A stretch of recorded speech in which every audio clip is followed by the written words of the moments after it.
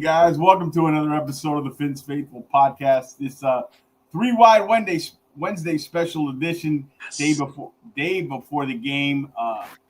Pressure's on. Dolphins face the Bills on Thursday night, a matchup that could define Mike McDaniel's future. Is this his last chance? We've got WSVN sportscaster Josh Moser in the house joining us to answer all the tough questions.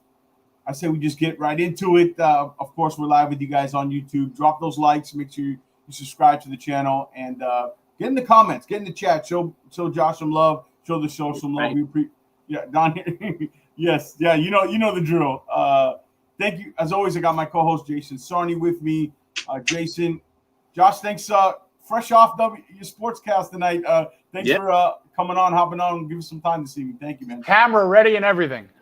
I know. Some kind of looks like I'm wearing lipstick though. It's a little weird. But yeah, man, just pumped to be here. Happy to help and try to. I don't really know if there's any optimism. Like there really isn't. Yeah. Well, is I don't know how to navigate the optimism world here. I don't know if there's a way to do it, but let's get started. First of all, love your. I've always watched Sports Extra. I talked to you a little bit about that. We met last Friday. Great show. You have a relationship. Obviously, you build a relationship with Drew, which is awesome. Let's just start off real quick there. Drew obviously represents Darren Waller. We're not going to see him Thursday. Are we going to see him all this year? Yeah, we will. Okay, we will. We will. Yeah, I'm good to hear. We're hopeful.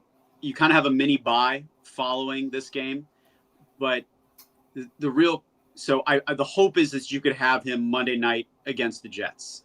And I think that's more of a possibility. And I could see that. It just depends on if he can get through this setback, dealing with the hip injury. And we still don't know officially from the team if this was pre-existing and this is something that he's going to have to play through, or if this is something that popped up during training camp. So that's the big wonder, the big if. But, I mean, this is tough because we saw what Jonnu Smith did last year, and we know that Tua needs a tight end. He needs a safety outlet. And then when you get a guy that can run like Darren Waller, that's going to force somebody to cover him, which is supposed to free up Tyreek Hill and Jalen Waddle and will create more space for Tua to operate. But so we haven't had that part of the offense yet. And then we don't know if Jalen Waddle is going to play. So that's a piece. But Darren Waller should make this offense better.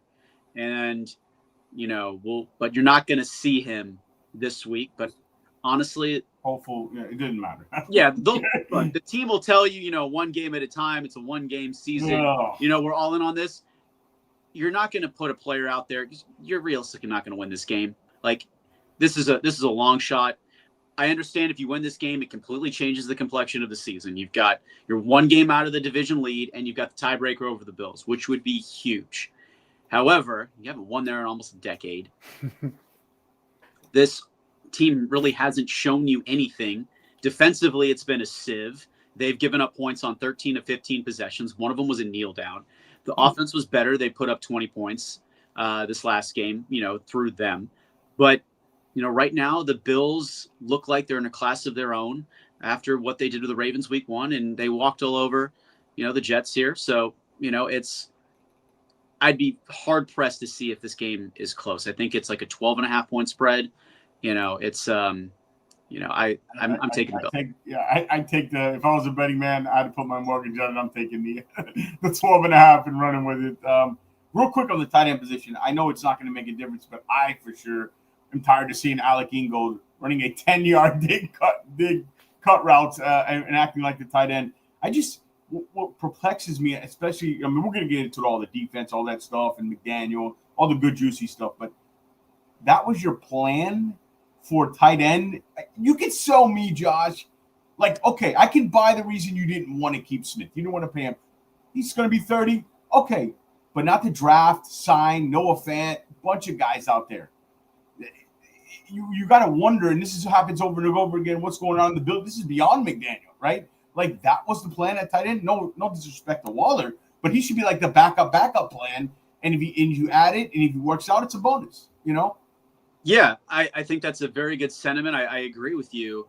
they had a little bit of a different feeling, specifically because of the relationship that Waller has with Frank Smith. And this was the plan all along. They're not going to tell you this, but Frank Smith and Darren Waller were in communication well before. We know Waller had a tumultuous year when he retired with the personal life, going through a divorce, amongst other things. And, we know he's been very open about his past and struggles with, being drugs and all of that. But he's in a good place now. Now he just needs to get healthy. And this team was fully expecting him to be healthy. And I think that's where, the issue lies. But to me, that's more of a Greer situation because I'll use the cliche, the NFL has a 100% injury rate. And this is about depth and development. And you need to have somebody in that number 2 role. You can't go into the season with one tight end. It's not smart. I mean, we saw it last year or 2 years ago in the quarterback room where you had Tua and you had nobody else. And then you invest in a backup finally after what happened. But, it's tough. It's frustrating. It's really, really frustrating. You're hoping that your tight ends could come along, but like you said, there were a lot of options. Hunter Long, who was traded away, has played. John, who had a good week 1. So, you hope that Waller's back at 100% and that he can stay healthy for the duration of the season. Josh, always a pleasure sharing a screen with you. It's been a minute since we've last chopped it up, so I'm glad we're doing this. I got to ask you, what is the most shocking aspect of this 0-2 start so far for the Dolphins? I would just say the inability to get to the quarterback. Your front 7 was arguably a top 5 unit, that everybody was talking about going into the season. And to me, the biggest question mark was Bradley Chubb coming off the injury. We didn't know what he would be. And he's been the only guy to get home. And you paid best guy. Yeah, you paid Zach Sealer. I love Zach, but he's really, hasn't been there. Jalen Phillips has been, all talk and, wants to do this, wants to do that. I'm ready for him to fill up a stat sheet. Chop Robinson getting hurt. We don't know if he's going to play. He's arguably their best pass rusher. It's been interesting to see Matthew Judon on special teams. And you're like, we got this guy. He really hasn't been able to get home, even though the orange sleeves are, all over the camera when you're watching on TV. But, that was your strength. And you have Josh Allen this week. You can't blitz this guy. You better get home with 4 or 5 or he's going to run all day. So it's going to be a mess. I don't think Anthony Weaver has a problem. I don't think he has a solution for this. I don't think any DC has a solution for Josh Allen, if I'm being honest with you. But yeah, to me, that front 7, that was supposed to be your strength. And, right now they're, I would say, underperforming as a unit. Yeah. You mentioned, do you have a follow-up, Jason? Sorry. No, I just wanted to just kind of throw in there. You eloquently stated, Judon, and not being able to blitz a guy like Josh Allen. Look what Daniel Jones and look what Drake May did. Look like Pro Bowlers. Unbelievable. So it's a little scary. Yeah. And again, you talk about the upper echelon of the AFC with the Bills, with the Ravens, who have looked really good. The Chargers are ascending. Even though the Chiefs are 0-2, they're going to figure this thing out when they get some players back. They can always make a trade. The Steelers will get better as it goes on, but Josh Allen's the reigning MVP for a reason. And, they just haven't, there's nothing that gives me confidence about this team. We always say if they answer this question, it's going to be great. Like if they do this, they're right. The Dolphins are right there, but they haven't answered that question yet. And until they do, it's going to be a struggle because when this team started 0-3, they've never made the playoffs. And, it's a tall task. I really hope they can pull this out. That'd be blessed. Like I would love nothing more than to see the Dolphins go up there and win this game.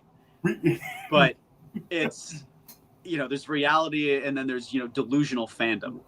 Yeah. Josh, we go live right after the game. It'd be a lot funner to do the post-game show than oh yeah, for you to cover it. It could be tough. It's tough when you cover this team. We put out 4 or 5 shows a week. We find a way. We kind of become like a therapy outlet for the fans, but we want to talk about winning. Yeah.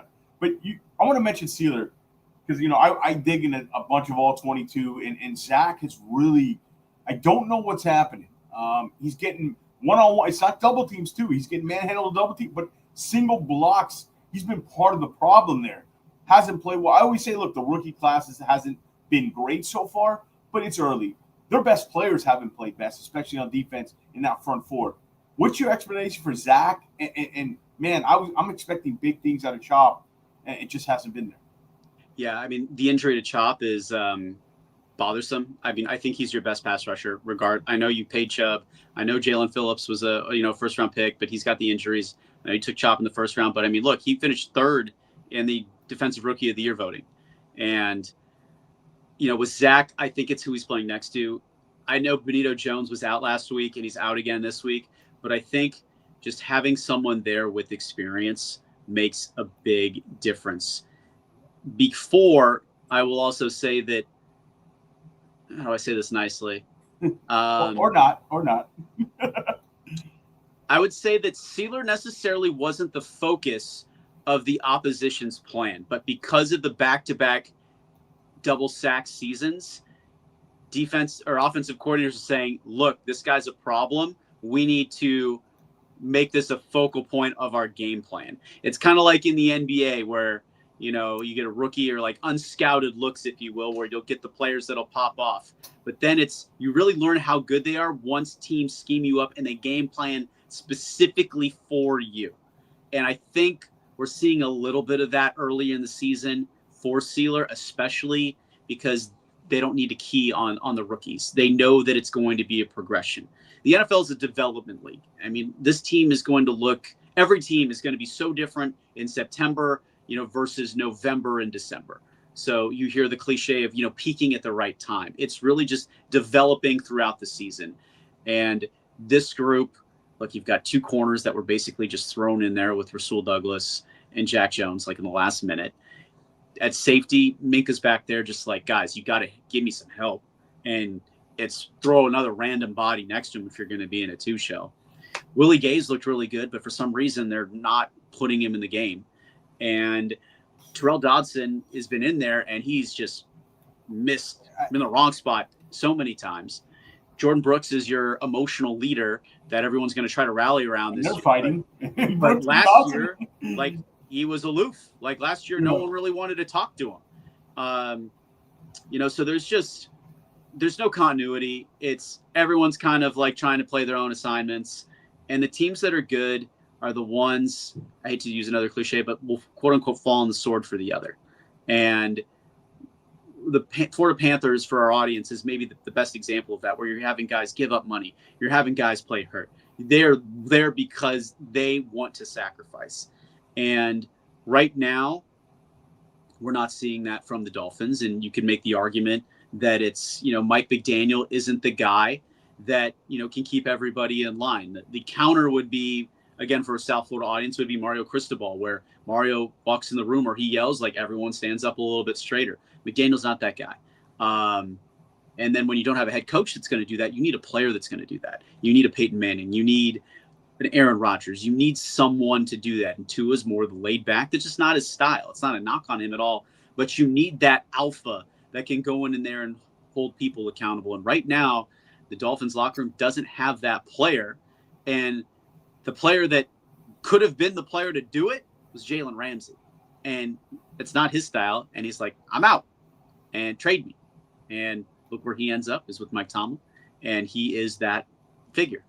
So it's interesting to like the cycles of how all of this works. Yeah, they want to get rid of the so-called cancers in the locker room. Maybe they're just the guys that are not afraid to speak out and people are uncomfortable because there is a lot of softness in that building from the top. And you mentioned the Panthers. And I've told Jason this all the time. It's not the quarterback. It's find your Bill Zito. The rest falls into place. You need a guy to hire Paul Maurice, to trade Jonathan Huberdeau when it's uncomfortable. You just go to the second round, lead the league in scoring. The uncomfortable conviction moves. You got to find that guy. It's on Stephen Ross. That's the guy he's got to find. That's where all the dominoes fall, Josh, under that, right? Yeah, I think it's a little bit of a combination, but Chris Greer coincidentally has a brother that's a GM in the NHL, former NHL player of the Sharks. Just a Yeah, weird, yeah. non-factor, but it's a cool nugget. Look, Greer is really respected in the football circles, and everyone can say, the Laramie Tunzel, gas mask, turning that into all of those picks, and he's been unlucky where, his guys have just gotten hurt. It's not that they were bad moves; it's just your guys are getting hurt. But you have enough depth, and like right now, everyone's saying, the draft that they took Jalen Waddle and Jalen Phillips, like you could have had Jamar Chase. With that number 3 pick, but you traded it away for 2. So it's really tough. But to me, it's more on Mike McDaniel. Like, you're giving the guys to coach, figure it out. You're the perfect coach for Tua. You've elevated Tua's game. We've seen what this can become. But the question was, after 2023, kind of similar to what we talked about with Zach Sealer, is that have defensive coordinators figured out how to stop this offense? They were the number 1 offense in the league because they had the number 1 rushing attack in 2023. So then what do? You make them one-dimensional. You take away Tua's first read, and you double-team Tyreek Hill. Okay, we've done that. Mike McDaniel, you are the Yale grad. You're this offensive guru alongside Sean McVay and Matt LaFleur off the Shanahan tree, and Shanahan Jr. that's now in San Francisco. It's just like, where's your counter move? Like, let's move these chess pieces. And we haven't seen that answer. And you could say that it's personnel, the right side of the offensive line's new. There's always an excuse. So, look, you've got the mechanics from Tua have looked a lot better. He's going through his progressions, but it's you got to get guys that want to be there and fit together. You could have the most talented roster, but if those guys don't like each other, it's not going to work. So, yeah, right now, this team is so far from that. And look, I love Alec Ingold. He's one of my favorite people. And I love who he is off of the field. I have known him since he was in high school. It's just, are you really going to listen to Alec Ingold in the locker room? Your best players are the ones you got. Your best players got to leave. Hey, look, he's a Pro Bowler. Again, like, I love the guy. Phenomenal wife. He's great. I love spending time with him. But it's, can you get guys to fall in line? And are they willing to follow? And right now, we just haven't seen that because the lead by example just hasn't been there on tape enough. The guy that could do it is Tyreek, but, it's yeah. Well, we'll get into kind of how long Tyreek will be here in a minute. And thank everybody in the chat, everybody who's watching. Come on over to YouTube, share. We got Josh Moser in the house, WSVN sportscaster. Who's dropping some inside truths here on the Miami Dolphins. All right, I want to get into Tua a little bit here. Yes, it all starts with the quarterback on the field. Some of his comments recently have kind of bothered me and rubbed me the wrong way a little bit, Josh. Like, to me, he sounds kind of, what was it? He started off with the Tyreek stuff in the offseason. I was fine with it. It showed a little leadership. Okay, move on. But it's kind of slowly building for me. And then the whole Tuesday practice, I'm going to watch who's watching film. I'm going to be behind them. And then we have, the tough questions from the, Omar Kelly and the media. And he's kind of raised his nose a little bit, like lack of self-awareness. Has it also rubbed you the wrong way? And my question is, maybe the problem is, and nobody in the building has checked Tua. And that's the problem, because I don't think in that building nobody does. He kind of does what he wants. You see that as a problem? Because I'm a journalist and because I'm in the building a lot, I do not see that as a problem. Like, I can tell you from being on the inside that they don't really care what the players say to the media. Tua, to me, coming off of the Saban tree and under Flo, I think he's grown leaps and bounds as far as how he addresses the media. But I think what he's trying to do is actually be vulnerable and open up. Okay. But he's just not, the eloquent speaker as some of these other quarterbacks are, and he does it in a different style. I think that Tua is amazingly truthful, but he's, I don't know. I talked to Carson Beck this morning. We're getting ready to do the Gator game Saturday. And Carson I know he's in college. He's an older college player, but he just has that charisma. He knows what to say. He's got that. And that's, You know, like some people can do public speaking, some can't. So you're used to seeing quarterbacks like be that media guy, and Tua's just not that media guy. So I don't think it's that at all. Yeah, I get what you mean. It's interesting. I'm glad. That's what I wanted to hear from somebody who's in the building. You obviously know more than I do. And it's kind of like maybe he just doesn't have self-awareness or the charisma to read a room, and it comes off the wrong way. He's almost too truthful. Yeah, like I get it. Like the bite.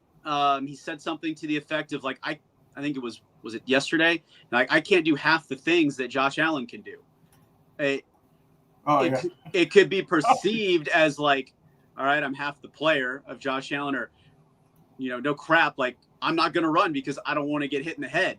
It's not that he means that. It just kind of comes off that way. And then as fans, you're going to kind of hang on every word and you're going to make it more what it is. Tua was just trying to be real and say, like, look, I'm not as fast as Josh Allen, and I don't have the arm strength where I can just huck the ball 70 yards in the air down the field.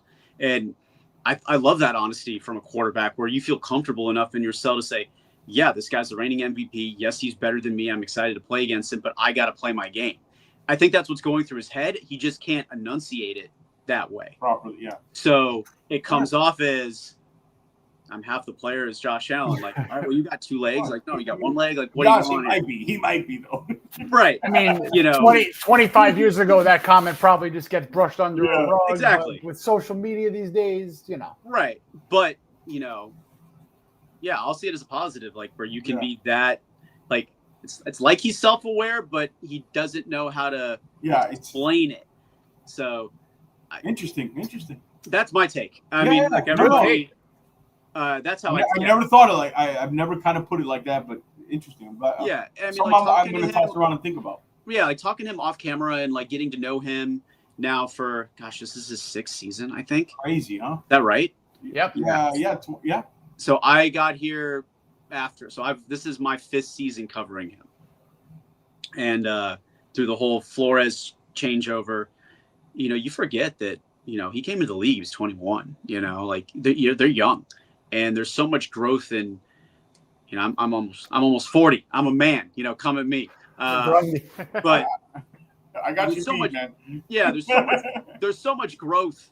I mean, you're so different at 21 than you are at 30. And absolutely. And you forget, like, when these guys came up through media training in college, it was COVID. Like, they were on a Zoom with a mask on. Like, they don't know how to do this stuff. And I think it's really put the whole lot of everybody behind just because they weren't given the opportunities. It's like anything at work. You do more reps, you're just going to get better at it. But talk is cheap. The motto this season is they say we do. Like I want to see him do something. And there's no better place to do that than in prime time on a Thursday night, nation watching, go to a place and do something special that you haven't done in almost a decade. And that's win up there and shut everybody up. Are they going to do it? But there's a chance. From the physical aspect of Tua, obviously you mentioned coming on into the NFL when he's 21. He's coming off the hip injury. We've seen the head injuries. Do you think there's some sort of mental worry about his play? Do you think he's playing tentative? What are your thoughts in that regard? I don't know if the word is tentative, but I would say that there are situations where he's definitely stuck between making a play and protecting himself. Okay. And in the past, like the one concussion where it was a 4th down and he went for it and got obliterated, we saw him. I think it was the Colts game. It was like a 3rd down and he had a chance to turn the ball upfield and he went out of bounds. But you saw it for a split second that he wanted to turn it. And then he's like, no, I better protect myself. And those moments, like I get it, is you want him to get out of bounds and protect himself. But you also need a quarterback that can move. I mean, look what Josh Allen, if you look at the Ravens game, I mean, what he did in the 4th, special. And you need a quarterback that can do that. And based off of Tua's injury history, he's not going to do it. He's been told, he's been instructed to not do that. So I can't blame him at all for that. I think that's, part of the game plan. And, both sides know that. And as a defensive player, I know that. So I'm going to use that to my advantage. I mean, that sounds harsh, but that's the reality of what it is. Yeah, I got a couple of follow-ups on that and kind of add on to my observation. And you kind of mentioned it, Jason. But like when he came out with the hip stuff, they said, look, that hip could eventually catch up to him. He does look a little weaker. The arm does look a little weaker. Not only could the hip and all the stuff start catching up to him, but the mental warfare to recover from all that in that short period of time. Maybe at 27, you're seeing a regression of a guy you would see. Maybe it's an old 27 because of that. I don't know. There's a lot of data left to be shown, a lot of time left.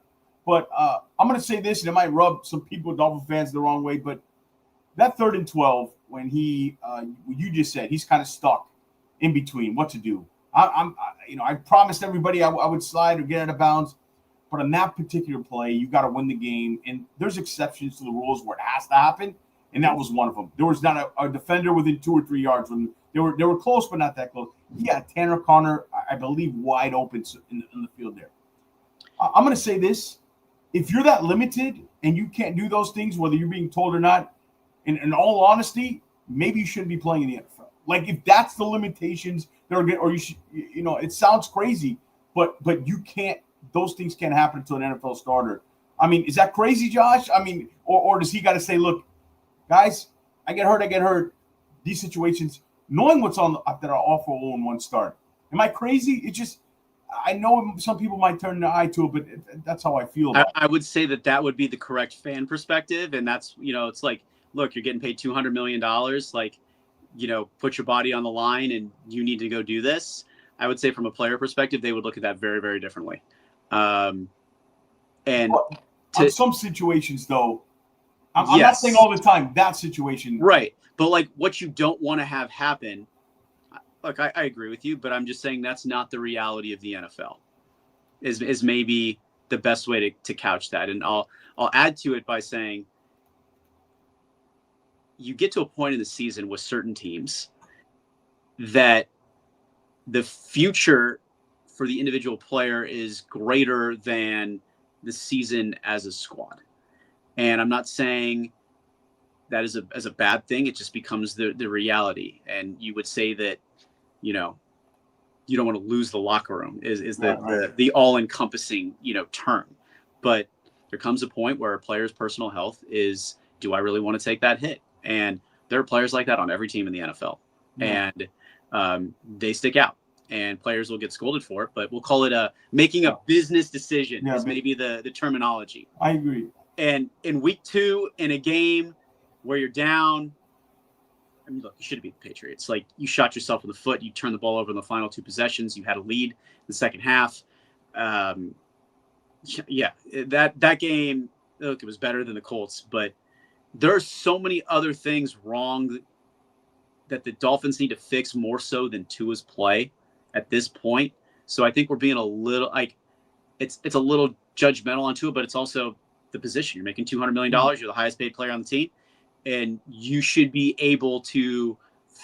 Your play should be good enough to mitigate everybody else's mistakes, and that's how the fan base feels. The coaches will tell you that you need to move as all 11 because if all 11 pieces are not working together, it's not going to work no matter who's at quarterback. So it's a little bit of a catch-22, but I'm more in favor of, look, the pressure's on. Like, you can't take a sack. Like, you got to be great. You got to figure it out. And that's been the knock. I'll use Cam Newton. Is like, Tua's not a playmaker. He's a game manager. And I think you have to go back. It was the Ravens game. He had a big drive a couple years ago. The Chargers season opener in LA in 2023 led a drive. But it's crazy that we have to think so hard about when he did these things. Like, these should be, for $200 million, like, these should be common occurrences, and they're not. And to me, that kind of tells you everything that you need to know. And I agree with everything you just said. I just think there's certain that game was winnable. Like, you're 109, 3rd and 12. Go back and look at it. Tanner Connor's wide open, and it wasn't a play like he just literally ran a bounce. And I get where he's coming from. I just think those kind of plays you still got to make. But I agree 100% on 90% of them. I mean, did you watch the first 4 plays of the Colts game? Tyreek was wide open, and he and it's like, it's why Tyreek was so frustrated on the bench, and they've turned it into a meme and all of that. But look, like, quarterbacks are going to miss plays, but it's also you're not just a quarterback. You're a $200 million quarterback. Yeah. And great point, Joe. And I think that's why Mike McDaniel's so frustrated. That's one of the many reasons Mike McDaniel's is so frustrated, because the plays are there.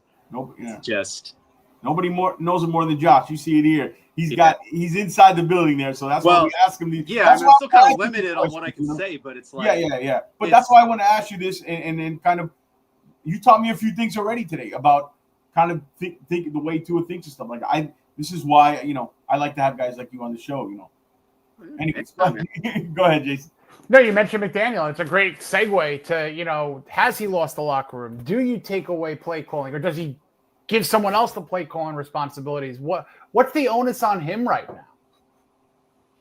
Well, he'll tell you as the head coach, all of the onus is on him, but I don't think that, like you can say all the right things. I don't know who you give the play calling to. It's not Bevel. Bevel's more mechanics and like Tua. I really think, I really want to see Mike McDaniel grow. Like, there needs to be iterations of Mike. We know that he's this mind. If you talk to the players, they love him and they really enjoy him. But we've heard about the accountability, going back to the fines last year, where your top players were mainly the ones being late to meetings, etc. And now we're hearing about the culture change. But I want to see Mike make better decisions. We want to see him win challenges. We want to not make the same mistake twice. These are his words, but they keep shooting themselves in the foot over and over again. And to me, that raises a question of, is it the messaging that's getting across, or do you have the wrong players? And I think that's the crux. But remember, these players all starred their entire lives, every level. And it's, why isn't this working here? And right now, I don't think this coaching staff has a clue as to why it's not. And to me, that is a huge red flag.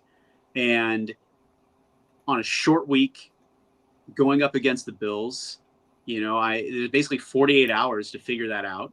And you're short in the secondary. You got a lot of pieces that are just like, you're plugging in. The right side of the offensive line would be one of them. And Aaron Brewer, one of your stars, your captains, like, he struggled. And that's kind of an outlier. It's Mike McDaniel's got to figure out a way to have, there's a disconnect between the preparation, the practice, and what shows up on the field on Sunday. And that's what they've got to figure out. And to me, a lot of that has to do with attitude, buy-in from the players, and them actually listening. But as a coach, you might have to do it in a different way, because how you're doing it isn't being received. So you have, as a fan, you've got to figure out, is there malicious intent from the player where you're completely disobeying a coach's order to go do whatever you want to do, to go. An easy example is a defensive end getting upfield instead of containing the edge, setting the edge. It's something like that. So that's, what I want to see how they come out on Thursday. Because if you get down 21-0 or 17-0, like, what are you gonna do? Yeah.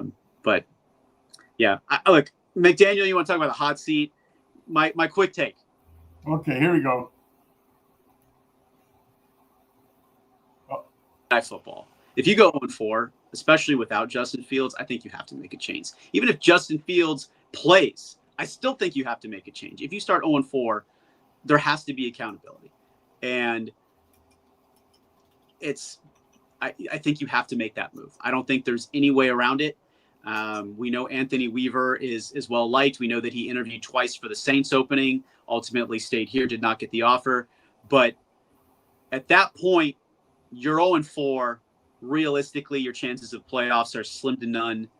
You have to make a change and start playing for next season, and that's where you can bring up the Tyreek trade, or what are you going to do? And that question is really surrounding, is Chris Greer's job safe? Because if Chris Greer's job is not safe, you would think that he would do anything in his power to make all of these moves and try to win now. And it would kind of, quote unquote, screw the organization down the road, where you're trading away picks to get guys that, and that's a conversation, you don't know if he's had that with Stephen Ross. You don't know if he's, that's something that you'll never find out.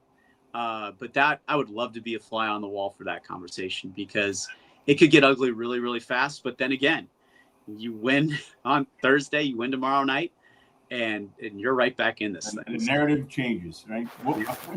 Let's stay on Earth and assume that they do lose against Buffalo, and if they do obviously lose to the Jets and go 0-4, do you think that Weaver is the surefire interim? Is it his role, or do you think there could be another guy there? What are your thoughts on Weaver overall?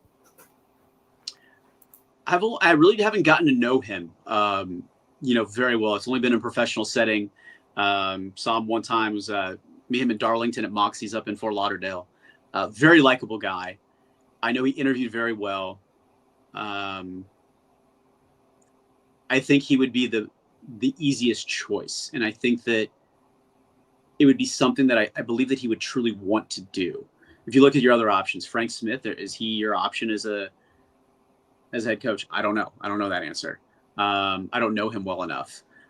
Bevel, I don't think, he's more quarterback centric. But to me, if you really had to rally the team, I think that it would be Anthony Weaver. I just can't think of anybody else that would be more qualified. I think he's your most qualified person. And then I don't know how that works if he could decline that and just say, yeah, I'm sorry, I'm going to stay as the DC because, I don't know. I don't know how that works. Like, that'd be a question. Like, if McDaniel's gone and it's almost Weaver by default, though, right? Like, do you even want that job?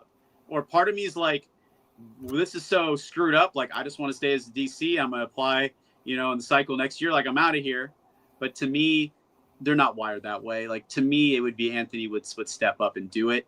And look, you want everybody to do well. Like, I don't ill wish, anybody. I want people to succeed, even, my competition. Like, I want them to do well. I think that is just my nature.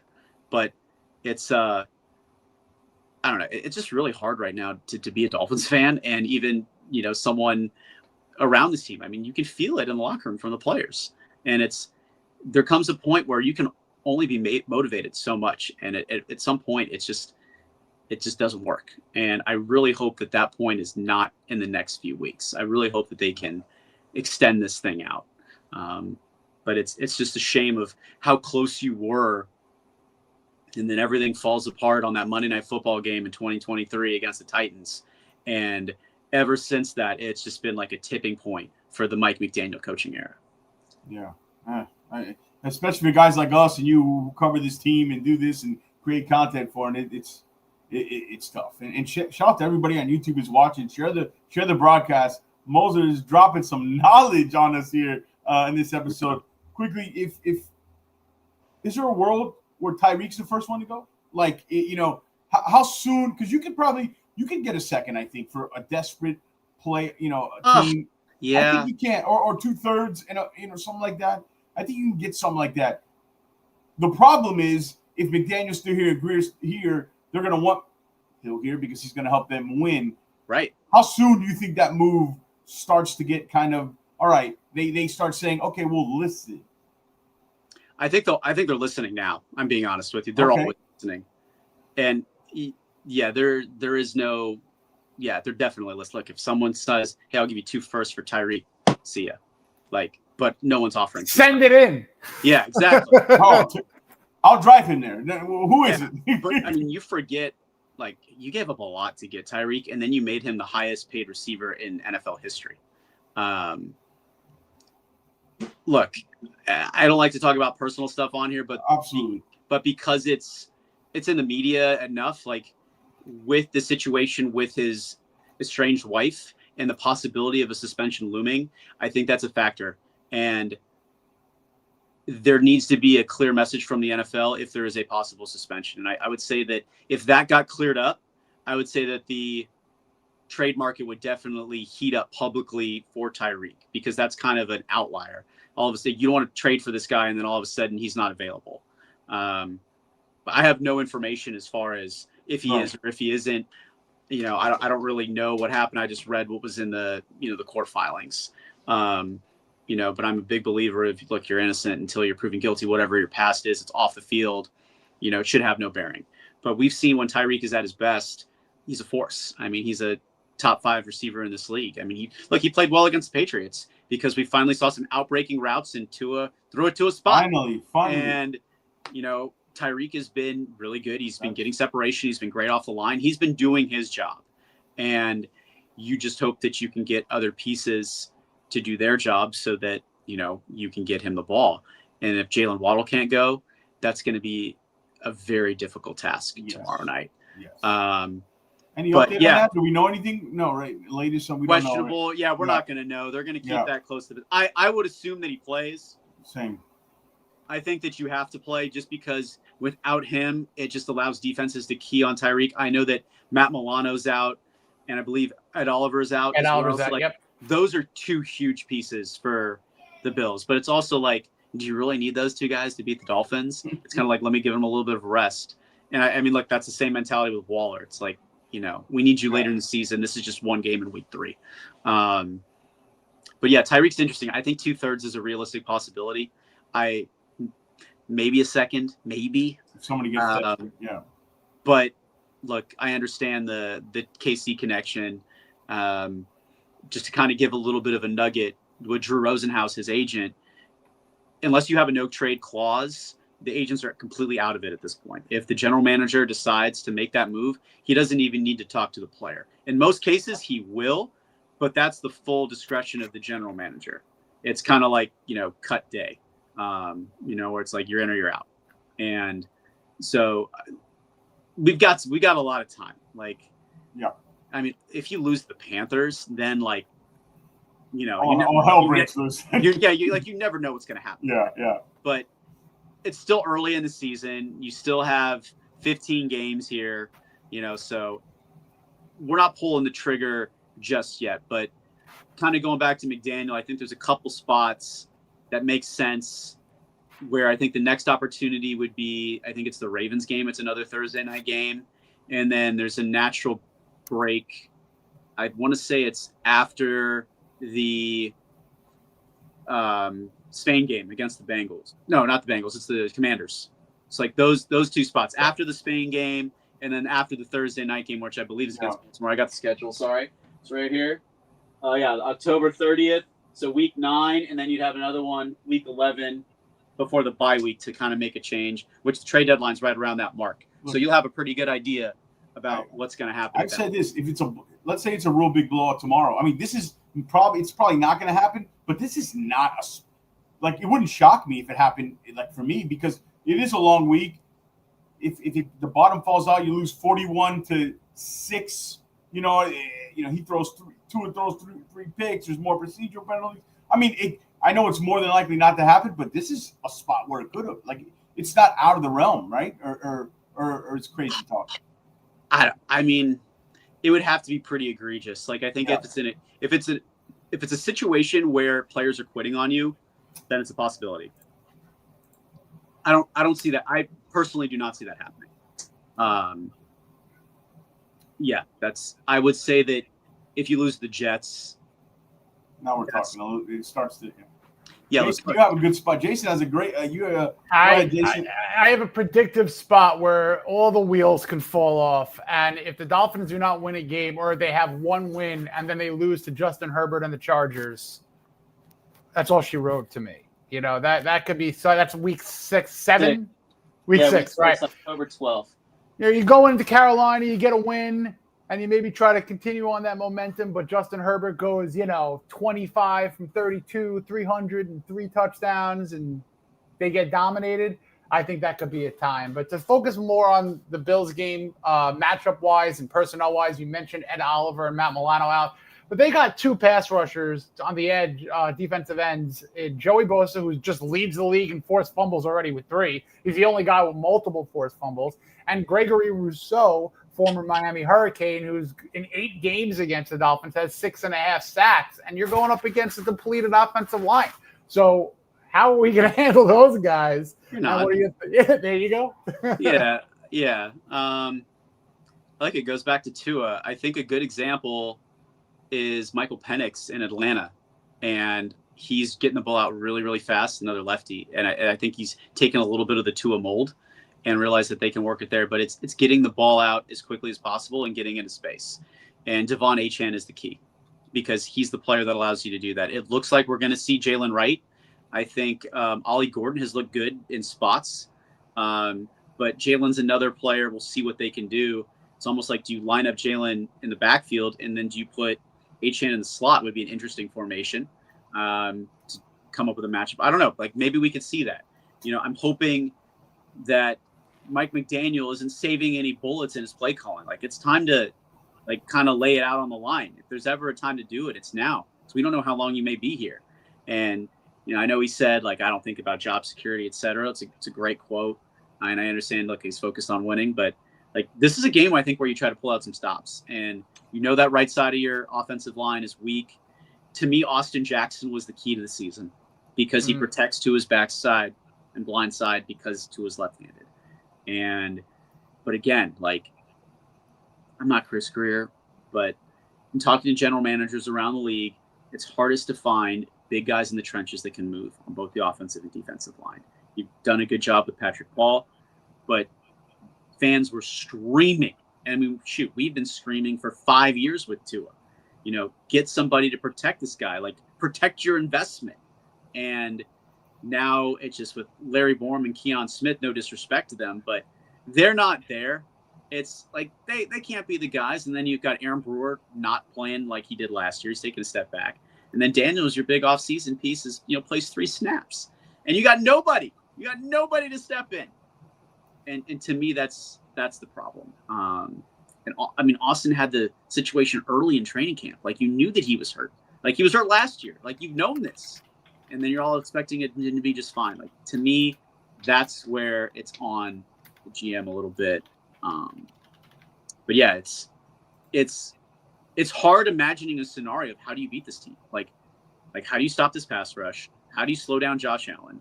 The answer is you're going to have to create turnovers. And, our next question. Yeah. Can you do our it? next question. I think the defense is the key to this. I think they got to step up, and the only way they shock them is they create turnovers. But what gives you confidence that they will? Nothing. They've been a sieve. Nothing. But the pass rush stuff that we thought was going to happen, something's got to click all of a sudden, or it's going to be a long night. I think that's the key. If we're going to expect a victory that come out of nowhere, I think it's the defense. I really do. I really do. Here's I got a question for you guys. All right, go for it. Is would you rather just have this implode now, or would you rather have it string along and give hope and press a couple wins for, to keep this narrative going? Very easy for me. I cover this team. I try to be as objective as I can, but I see through the time machine. This is clearly, Josh, is going to a reset. This is the 3-4 year cycle. We're going to do it again. Let's start now. Really good draft for quarterbacks. Load up on picks. It's crazy to talk about this now. We do big draft shows on here. You know what I mean? 140 prospects we break down. I don't want to, and I don't want to do it now. Okay, so I don't want to do it this early. But to me, I'm not afraid to say it. I'll say it loud. It's what the right. Now I don't know if it's the right thing to do, but it's best for the future of the organization, because you can split the pie and tell me any way you want what's going to happen. I see what's going on, and it's a clear reset for me. So, you started here on the cycle. You're going to go through another one here soon. You get used to it. Pull the Band-Aid off now. Yeah. That's my opinion, Jason. I agree. And you could hear what Chris Greer said. Yeah, this is a soft financial reset, but they also stockpiled picks for a quarterback-heavy draft. So the writing's on the wall from an insurance standpoint, where if this thing doesn't go, we might have to fix this up again. I will tell you, I don't want to harp on the 2020 draft and just call it a complete utter. It was a Waterloo. It was awful when you really think about not retaining your hits, and then the top 3 picks in the first round. If you're going to draft a quarterback, number one, it better be the right quarterback. And if you're going to really want to put him in position for success, you could have given him a pair of weapons in Justin Jefferson and Jonathan Taylor. I've been saying it until I'm blue in the face, but you go with 2 the youngest players in that draft as developmental projects. And you do that if you're a Super Bowl winning team. You do that if you have veterans ahead, where it's you know what? I don't need to see Austin Jackson for 2 years. I don't need to see Noah Igbenogany for 2 years. So I think we're heading for a reset. And like you say, pull the Band-Aid off. I would pull that Band-Aid off as soon as possible, and I think we're within 2-3 weeks. Sarney. And I'm the optimist. Sarney's usually I'm the guy that's like, wait a minute. But what's the I'm a best fan case of this. scenario here? Because they're going into a middle of the season gauntlet. Like, even if they rattle off 2 or 3 wins in the next 5 weeks, are they going to beat the Bills? Are they going to beat the Ravens? Are they going to go to Spain, beat the Commanders? And then at the end of the season, are they going to go into cold weather in Pittsburgh? At the end of the season in New England? So I see an absolute ceiling of 4 wins at this exact moment. I hope I'm wrong. Right. But let's be real on where we're headed. I'm with you. I think they're 31 in the power rankings. I mean, this is like shaping up to be a Cleveland Browns season here. And they do play Cleveland at Cleveland, and that could be a whole irony right there. Yeah, you could even see Sanders possibly. I don't know. That'd be an interesting. By that time. Yeah, who knows? I mean, there's so many games we could say this is the game where they blow it up, and you can just go down the list. There's about 5 or 6 that could be the game. You know. Why do we do this to ourselves? Yeah, I don't know. We keep doing it. We keep doing it. It's an abusive relationship. We just keep coming back, right? Give me a bold prediction that you think happens. Something crazy you think could happen on Sunday. I always like to ask these fun questions, and I know it catches the guest off guard, but give me something fun, a crazy prediction. I don't think it's going to happen, but it's a cool nugget. Minka Fitzpatrick has never had an interception in his career. I say he gets his first career interception. Minka Fitzpatrick has never had an interception. How crazy is that? The safety has. You mean against Buffalo? No, ever. Never had an ever. What? Wow. So that's what's crazy. It's crazy to me that he's never had a pick, and I'm not saying that Josh Allen's going to throw a pick, but to me that would be. I would say my realistic crazy thing is that Jalen Phillips gets a sack. I would like to. That's a bold. Or we get a stop on 3rd down. Either one of those things. Oh well, yeah. I mean, God. I mean, it's just if I see another like 3rd and 12 get. Josh, you stunned the host. That one got crazy, isn't it? For some reason. It's crazy. Minka Fitzpatrick has never had an interception. No, he's had picks. No, he's had picks. I thought you meant against the Bills. I gotta look this up. Somebody in the chat is like. I'm thinking, did I miss something here? Let me look it up. Chat saw my face. Like, if he's never had a pick, we're ending the show. No.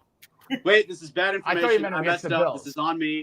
My mistake. You might think against the Bills, Josh. It must be. It must be against the Bills. This is my fault. Jason.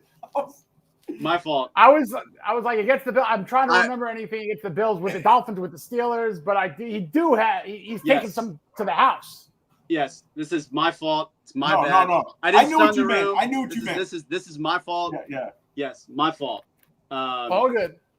My fault. And then, I was like, I'm pretty sure he has it. Jason corroborates it. I'm like, no, yeah, my fault. I completely thought you meant matchup wise. Yes, matchup wise. That's what I thought you were going at. Yeah. My fault. That's a bold prediction. He hasn't done much this season. I've been disappointed in him. Rank this order for me. All right, Jason, I want you to play along with this. Rank the order of concern for the Dolphins. Offensive line, defense, or coaching decisions? Jason, go first. Give Josh some time to think. I've got mine. Josh, go, Josh. Yeah, defense is number one because that to me is the most fixable, and that's your most underperforming unit. Number 2 is the offensive line because you've got to protect Tua, and 3 is McDaniel because it's about the players. The players play, coaches coach. If you have bad decisions and you still have good players, like they'll be able to figure it out on their own, and like you can make a check at the line of scrimmage. But Tua really, that's the other thing. Like Tua ain't changing the plays. Like it's not just McDaniel. Yeah, it's not. Weaver hasn't been great this no, I don't understand it. Like play more. I've been calling this, Josh. Play more man coverage. These guys don't know how to play zone. But they can't because the coaches are putting them in zone because they can't match up. But here's my point. My counterpoint to that, Josh, and I would love to get in front of Weaver and ask him this. You might give up a few big plays. They don't want on man, but everything's open in the zone because these guys don't know how to play. They pick it apart. Yeah. I know.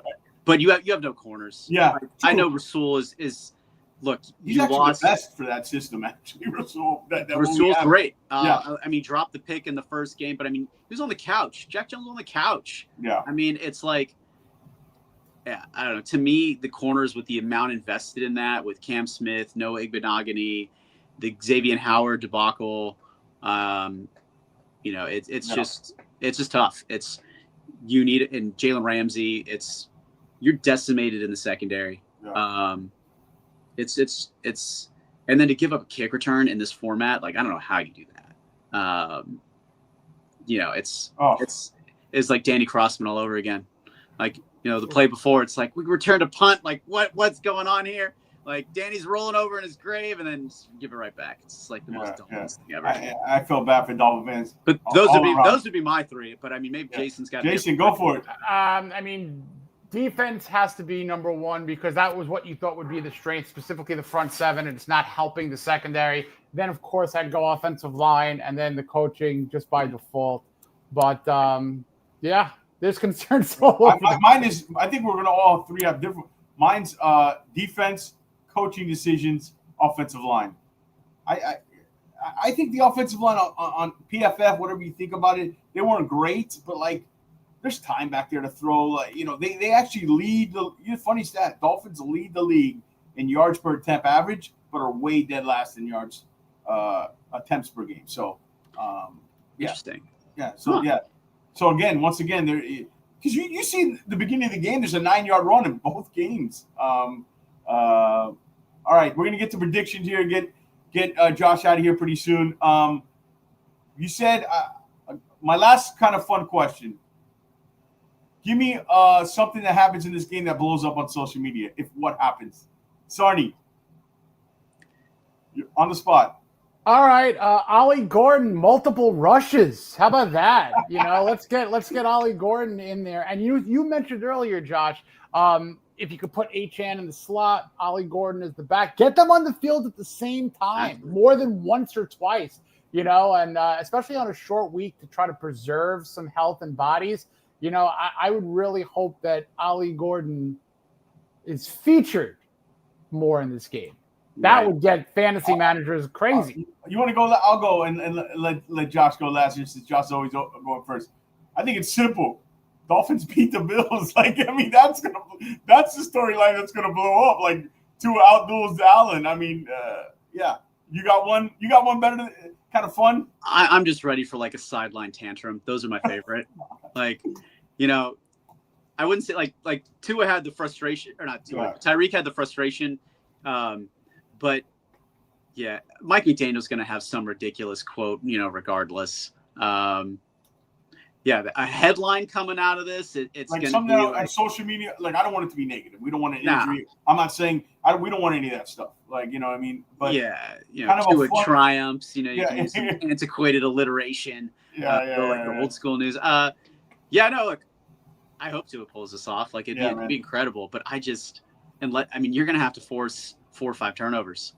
If you got 8 possessions, are you counting on potentially without Jalen Waddle and this offensive line? Are you going to put up 3 touchdowns? How are you scoring 28 points? I don't know. Are you getting to 28? I don't know how you do it.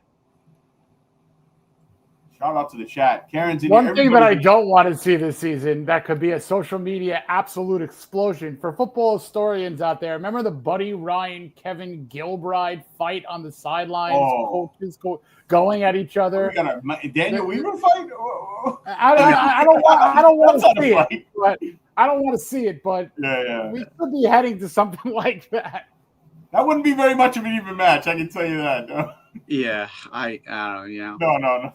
Yeah, that'd be funny. That'd be I'll blow up social media. You could get in real quick, just get head out. Speed, maybe. Yeah. No, Coach. I don't know. Weaver's got the reach though. Yeah, size, reach, and power goes definitely to. Let's break down the matchup here. Tail of the tape. Oh God. Jason, you ready for predictions here? I'm ready for it. Don't like it, but I'm ready for it. 42-12. Ooh, Dolphins? Yeah. Dolphins? No, Bills. Chat predictions. Go ahead. I'll go 31-17. I was going to say 37-13. So I'll go 31-17. It's always a little bit close. close. Yeah. So we're all saying go to Hard Rock Bet app and take the point. Go over to 12.5 for Buffalo. Yeah, I just don't see. I just don't see a world where it happens. I do like an Achane anytime touchdodown. If anybody's going to get it, I think it's him. Oh, he's fantastic. I mean, people were talking about, oh, he stepped out of bounds. The guy was trying to make a play, man. Like McDaniel said, you put two in that situation, and like third 12, like you win the game. True. Good point. Yeah. Good point. Wow, 51. Or Ross releases another statement that we're keeping McDaniel.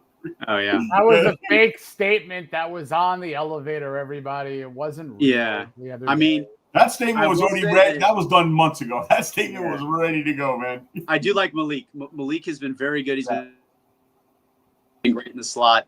But yeah, Stephen Ross, they just doubled the revenue for F1, the TV rights. They just went from 150 million to 100 in 1 year. Yeah. So like, from a business standpoint, Ross is killing it. But him and Garfinkel got it running on the business side. That's but get it running on the football operations side. How about this? People are saying, why can't we do both? Like both should happen. That's another story. For another hour podcast. Man, everybody in the chat that's joining us, we got a bunch of people here on YouTube. Make sure you give that thumbs up, drop the like, share this video, comments, descriptions, all the good stuff. Josh knows the routine. Josh, man, I can't thank you enough. We kept to an hour. I didn't plan on it. It seems like we've been having these shows and they've just been flowing so good. And we told a guest 45 minutes and they end up staying an hour or plus. So thank you so much, man. Before we go, we'll tell everybody how to follow you, where to follow you, what you got going on WSBN and other stuff. On the screen. So my last name's Moser, so the Mose knows. Hopefully I know a little bit about something, except I messed up on the interception. My bad, everybody. No, it's okay. But yeah, it's the Mose knows across all social media platforms. If anybody's got any questions, I can try to, give you as much as I can. I got to keep a little bit kind of touch. Of course. But, man, just Jason's good buddy. It's good to see him do one of these. And, absolutely, my friend. Nice to actually meet you in person here. And shout out to the Dive Bar guys. I mean, I love this Dolphins fan base. It's deliriously optimistic and it's fun, but there's some really, really good people here. I don't know if there's any animosity between, groups, but Ian Berger, former fan of the year, has been battling cancer. Big E's my man. Big E. I think fans have raised over $100,000. I got my Big E, my Big E strong bracelet here. Exactly. We've had him on the show. Animosity, no animosity. That's that's a subject that everybody should be going to support. Yeah, and to Lou and 305 Sports Babe, for doing all friends that. Of the program. All friends of the program. I mean, to me, it's like this is what sports is all about. It's about connecting people and it's about the memories that you can create. And man, it's Dolphins fan base has been cool. It's been real, and it's about to get it's real here. Couple weeks. I'm with Jason. It's gonna be. I mean, you lose the freaking Panthers on the road. You're 1-6. Like I think. I think it could happen before that. I mean, I think it could. I'm telling you, 1-4. I think it happens. Jason's always saying the Chargers game. So that's the last straw. It could happen before that, but that is the last straw for me. Yeah. Shout out to Karen. Karen was at that event with the Dive Bars friends of the program. Ash and Lou are friends. We all, we cover this team. We do it objectively, real facts, and we got to get tough. And sometimes I give my opinion, but we're always going to try to do it the right way, man. And these are all great people. And for Ian, let everybody go support. You can find. I believe I'll tweet it out or put it in the description. Where you can get these bracelets and the donations go to his Dolphins Cancer Challenge. The guy is a absolute toughest guy I know. What he's going through, I couldn't deal with a quarter of it. His beautiful wife and family and his kids. Everybody go support Ian. He's a wonderful guy, and he's positive through all this, Josh. I don't know how he does it, man. It's incredible. Honestly, it's a lot of us. Like he really leans into this, and I think it's really cool. I think, with Zoom and all of this type of stuff where we're not in the room, it's you can feel connected, and I think that's the best part about this fan base through thick and thin. And you can do the right thing, and brings people together, and warms my little heart, and that's my upbeat, feel good, little girl story. We can do it. But Yeah, I'm bracing for a beverage or two, in the second half tomorrow night. Oh, yeah. Well, I got to be careful because we're going live, guys. As always, we're live right after the game tomorrow. Oh God, that you're welcome. Hey, Josh, you're welcome to come on, man. Taking Friday off of work, you're welcome to come on, Josh. To bring the heat. Oh man, I don't know. I might be too fired up. Yeah. No, that's what everybody says. If it turns too ugly, then I'm up till 3 a.m. and I got to be a game day. And then you got to cover, press conference. You got to go on the news and cover it.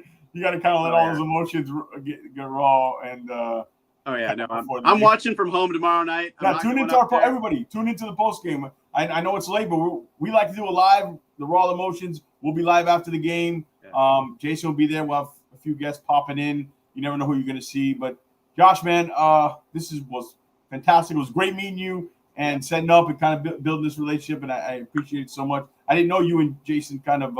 I asked you, not knowing you and Jason kind of had a previous relationship. So he's all right. He's my guy.